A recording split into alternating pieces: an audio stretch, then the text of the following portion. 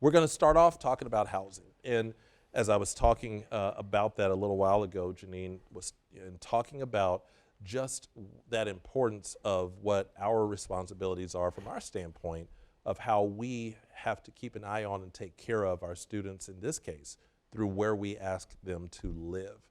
And so share a little bit, because a lot of folks will sometimes say the what and the why. So let's start out with the why. Why, from our perspective here at Ferris State, why is it that here in this day and time we're actually having that conversation of housing having bubbled up to the top in terms of our conversations of what we need to do on campus?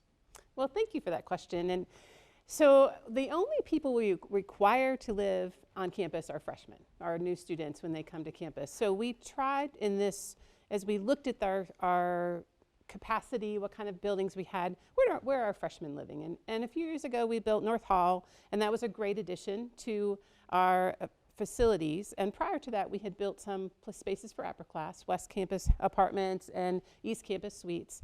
But prior to that, not much had been built for many years. So the 60s are when the origins of most of our halls are. So when you go in the halls, there is nostalgia on the part of family when they come in and say, I lived in that hall, and maybe the same room, and it looks remarkably the same. I mean, we've done paint, we've done carpet, we have new furniture, but for the most part, the facilities are pretty much the same as they've been since the 60s. And our physical plan has done an awesome job just keeping them updated, because, you know, they're older buildings, but they're cinder block buildings, and it takes a minute to do any kind of change to them.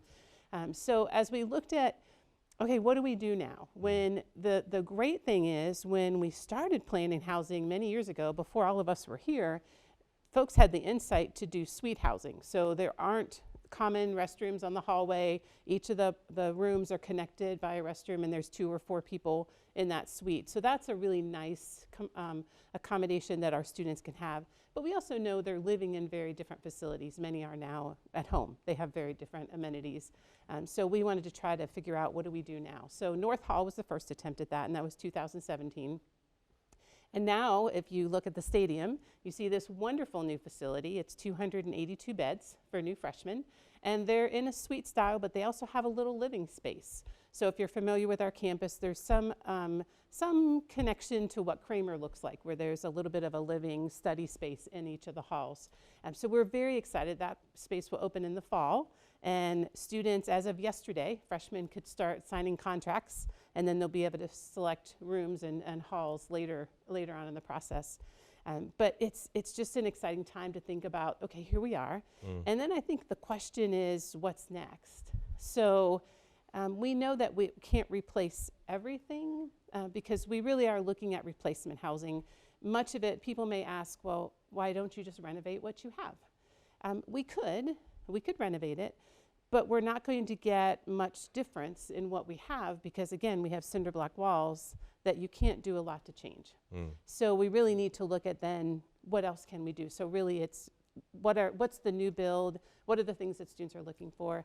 And so the next thing that we would like to build would be some space for upperclassmen, and have a little bit more of options for them, and we haven't really gotten to the point where we know exactly what the students want, because we want to ask you all too. We want to ask students what they want. So we'll spend a little bit of time over the next couple months saying, what are the amenities that you want in a room? What's the price point that you want to pay? Where, what kind of things are you looking for? So that we can make a more informed choice around what our students are looking for.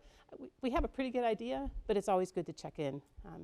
And I think the last thing that people may ask as we think about it is, what's next? Well, we would love to build, we've had the conversation about building three buildings, 3 replacement sets of housing. And we'll see, how far we can get in that process. That won't change everything, it won't replace everything, but we can make a pretty good dent in what we have and be able to offer students some new options. And people may say, well, how did we get here? How did we get to this point? And I think as you think back, it's a matter of priorities and what we were doing as an institution and what kind of resources we had. And at some point in time, it was like, if to choose between A and B are the residence halls, we weren't able to do it for that reason, so we went with A. And then after a while, B gets, more and more behind. So at some point in time, there are some halls that we'll be able to do some renovations to and be able to make some significant changes. but there's also some that we're going to have to just say, it was a nice run. You know, we enjoyed the space. It was a great space to live, but it's time to move on to something else. So, but bottom line is we are super excited to have the students on our campus in the residential communities, just building that community, finding a space to belong, finding their lifelong friends. You know, you hear time and time again about, I met this person on my hall, this was my roommate, this is someone that's been in my life since I was at Ferris. And we hear that from our alums, and we hear that from our current students. So we were really excited to be in this space to be able to replace. Yeah, what a great opportunity, especially at this point. Joe, as I was listening to Jeanine and looking at some of the images, talk to me a little bit from your perspective just about the new facility. And as it's going up, just any details about that. I know we're looking at a fall 26 opening. Yeah. Talk a little bit about what that new residence hall. A bit of the detail there. Yeah, so as Jeanine had pointed out, it's 282 beds. It's a 4-story facility, all wood frame construction, and it's going up quickly, which is nice to see. We're in the process right now of getting ready to put roof on. So, as you drive by, you'll see that there's more construction that's going up on a day-to-day basis. So the goal is to have the building completely enclosed by the in what they call in the drive by the end of January. You'll start to see brickwork going up, hopefully the middle of December, in a couple of weeks here. And then really the goal is to build, I'm going to say, to finish the building from the top down. So we're going to start working on the 4th floor, work our way down to the 3rd floor, 2nd floor, and then the 1st floor.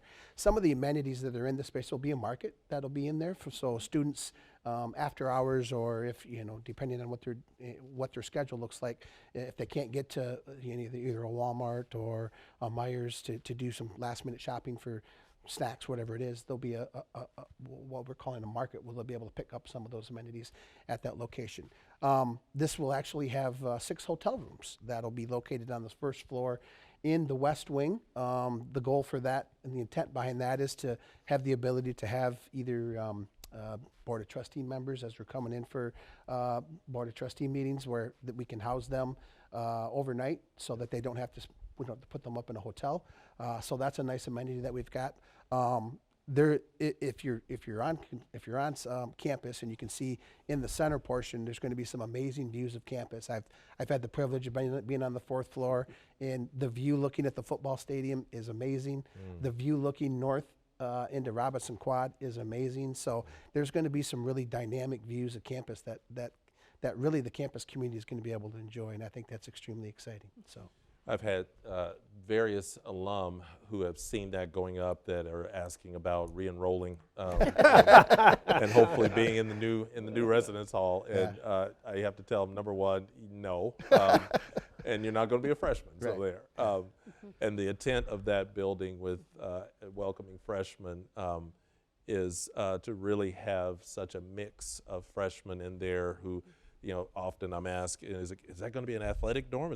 No? It's a residence hall like any other hall on our campus that is specifically focused on our new students, our freshmen. And I would imagine some of them may be athletes, many of them won't be. Right. It is meant to be housing for our students. One other thing before we move on from housing, I wanted to mention, and Jeanine, for you. Because you mentioned the word, and I was going to tap on this word a little bit, replacement. So this isn't an effort. This residence hall and hopefully the other 2 that we can construct aren't meant to be additional beds. They're meant to be replacement beds. Talk to me more about that. So you're absolutely right, and we were trying to figure out what's the best way to look at the inventory that we have, and we used a facility condition index. And really took some time to strategically think about the buildings that we have, the way the systems are constructed, the amount of maintenance that we put into the different facilities. And we knew after all of that Hallacy really was one of the ones that we really needed to tend to pretty quickly. So that building is slated to come May. The students will move out, and then there won't be any other students that move into that. We will take that building down in the summer of 2027. And then Piquel is the other space that we will do the same timeline with. The students move out in the summer. The honors staff, the honors director and assistant director advisor will move to the library, and that's where the main honors space will be. And then the students in honors will be in Peterborough and Henderson after that, and that will be the honors space after that point in time. And then again in the summer of 2027, Piquel will come down. So we definitely will miss the buildings. There's a lot of nostalgia around them, the word I used prior, but it's also time for us to think about different facilities, and that will give us a chance to make some really amazing spaces for our students.